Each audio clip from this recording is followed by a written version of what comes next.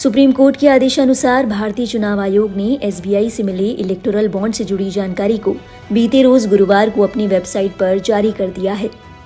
इसमें देश के 25 राजनीतिक दलों को इलेक्टोरल बॉन्ड के जरिए चंदा मिलने की बात सामने आई है। इनमें बीजेपी और कांग्रेस समेत सपा और टीएमसी जैसे कई राजनीतिक दल शामिल हैं। लेकिन हैरानी की बात यह है कि 426 पन्नों की इस रिपोर्ट में बीएसपी यानी बहुजन समाज पार्टी का नाम कहीं भी नहीं है।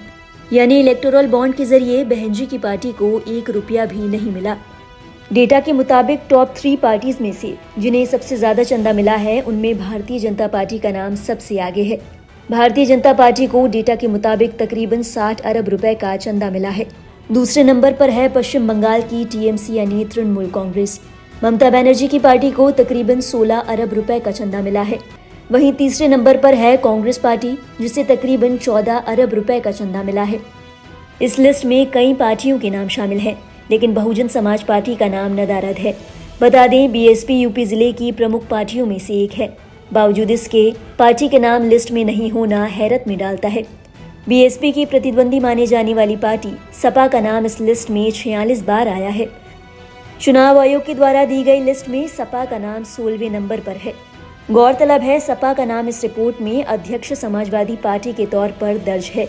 जानकारी के हिसाब से अखिलेश की पार्टी सपा को 14 करोड़ रुपए का चंदा मिला है, जबकि बीएसपी का इलेक्टोरल बॉन्ड के जरिए खाता तक नहीं खुला।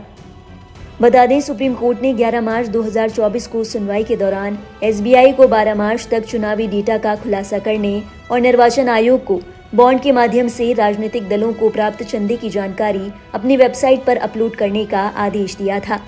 इसके बाद चुनाव आयोग ने 14 मार्च को अपनी वेबसाइट पर चंदा देने वालों की लिस्ट अपलोड की थी। इस लिस्ट का डेटा सामने आने के बाद सियासी गलियारों में हलचल मच गई है। प्रतिद्वंदी पार्टियां बीजेपी पर लगातार हमलावर हैं। सबसे ज्यादा इलेक्टोरल बॉन्ड्स ये जो गेमिंग और गैम्बलिंग कंपनी ने परचेस किए हैं, और ये बॉन्ड्स किसको दिए है सबको मालूम है। फिर भी छत्तीसगढ़ में जब चुनाव हो रहा था तो वहां के मुख्यमंत्री भूपेश बघेल के ऊपर इसी मामले में रेड हो गई थी, गेमिंग एप्स के मामले में, मालूम है ना।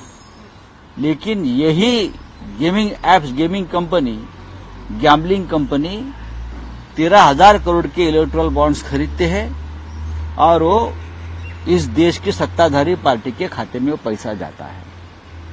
मेगा इंजीनियरिंग, अब देखिए मेगा इंजीनियरिंग को कितना कॉन्ट्रैक्ट मिला है।